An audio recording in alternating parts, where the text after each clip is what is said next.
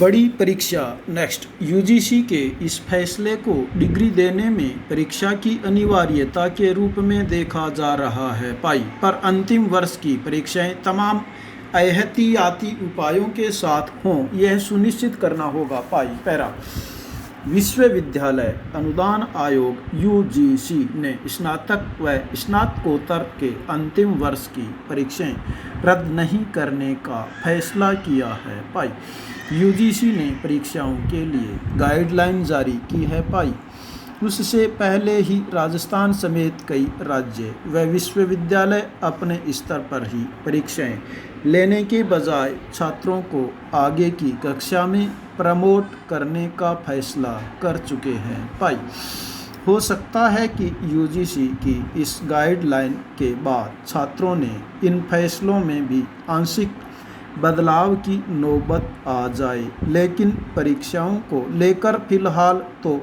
असमंजस की स्थिति बनती दिख रही है खास तौर से ऐसे वक्त में जब कोरोना संक्रमण के खतरे के बीच देश भर में शिक्षण संस्थाएं पिछले 4 माह से लगातार बंद हैं न कक्षाएं हो पा रही हैं और न ही पढ़ाई का कोई वैकल्पिक स्वरूप सामने आया है पैरा। कुछ शिक्षण संस्थाओं में ऑनलाइन कक्षाओं के प्रयास भी हुए, लेकिन उनके नतीजे भी खास नहीं रहे यूजीसी के ताज़ा निर्देशों के मुताबिक सभी विश्वविद्यालयों व महाविद्यालयों को डिग्री पाठ्यक्रम के अंतिम वर्ष की परीक्षा कराना तो अनिवार्य ही होगा इस साल सितंबर के अंत तक ये परीक्षाएं कराई जानी हैं पैरा। ये परीक्षाएं ऑनलाइन अथवा ऑफलाइन दोनों तरह से कराने की छूट दी गई है पहले यूजीसी के कोरोना संक्रमण के खतरे को देखते हुए ये परीक्षाएं जुलाई में कराने को कहा था, लेकिन खतरा कम होने की बजाय बढ़ता ही नज़र आ रहा है ऐसे में अब सितंबर में परीक्षाओं का आयोजन करने की बात कही गई है हालांकि नए शैक्षणिक सत्र और दाखिले के लिए प्रवेश परीक्षाओं के मापदंड अभी तय होने बाकी हैं पैरा। यूजीसी के इस फैसले को भले ही डिग्री देने में परीक्षा की अनिवार्यता के रूप में देखा जा रहा है यह सुनिश्चित तो करना ही होगा कि अंतिम वर्ष की परीक्षाएं हों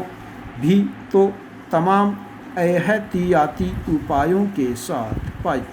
वह इसलिए भी क्योंकि कोरोना संक्रमण की रफ्तार लगातार बढ़ती जा रही है संतोष की बात यह है कि अंतिम वर्ष को छोड़कर अन्य कक्षाओं के परीक्षार्थियों को आंतरिक मूल्यांकन के आधार पर प्रमोट करने का फैसला यूजीसी पहले ही कर चुकी है विश्वविद्यालय अनुदान आयोग ने यह भी कहा है कि जो किसी उचित कारण से सितंबर की परीक्षा नहीं दे पाएंगे उन्हें बाद में भी परीक्षा देने का मौका दिया जाएगा तमिलनाडु, महाराष्ट्र, दिल्ली, गुजरात व राजस्थान जैसे कोरोना संक्रमण की अधिकता वाले प्रदेशों में इन परीक्षाओं का आयोजन कराना भी बड़ी परीक्षा होगी स्नातक और स्नातकोत्तर स्तर के अंतिम वर्ष की ऑनलाइन परीक्षाओं का वस्तुनिष्ठ प्रश्नों के आधार पर आयोजन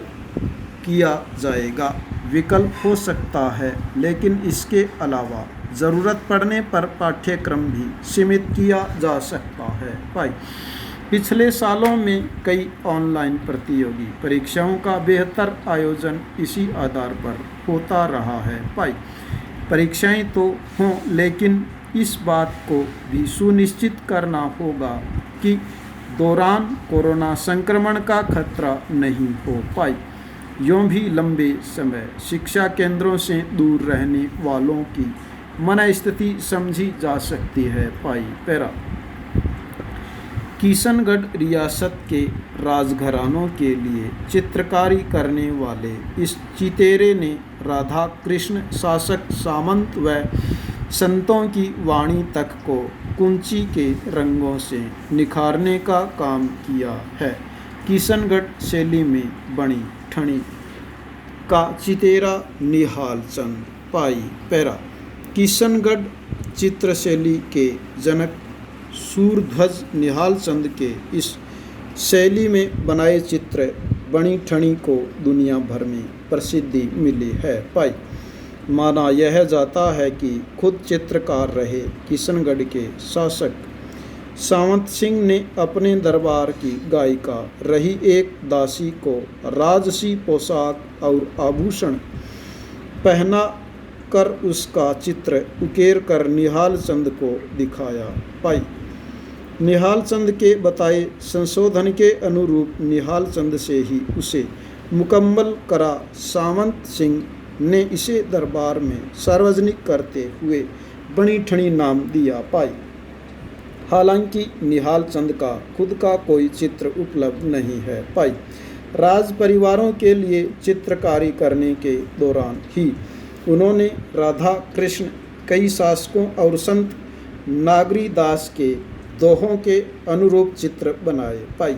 निहाल चंद कश्मीर के एक ब्राह्मण परिवार में जन्मे थे पाई। इस परिवार ने अजमेर जिले के किशनगढ़ को ही अपना ठिकाना बना लिया था पाई। संवत 1745 में किशनगढ़ के तत्कालीन शासक ने निहाल चंद की लगन देखकर उन्हें चित्रकारी सीखने के लिए दिल्ली भेजा था पाई। उन्होंने राधा कृष्ण के प्रेम संतों की वाणी को अपनी कुंची के रंगों में खूब निखारा पाई। भूल सुधार कल पन्नाध्याय के आलेख में भूलवश विक्रमादित्य का जिक्र उदय सिंह के पिता के रूप में हो गया पाई, जबकि विक्रमादित्य उदय सिंह के भाई थे। इस त्रुटि के लिए खेद है पाई पैरा।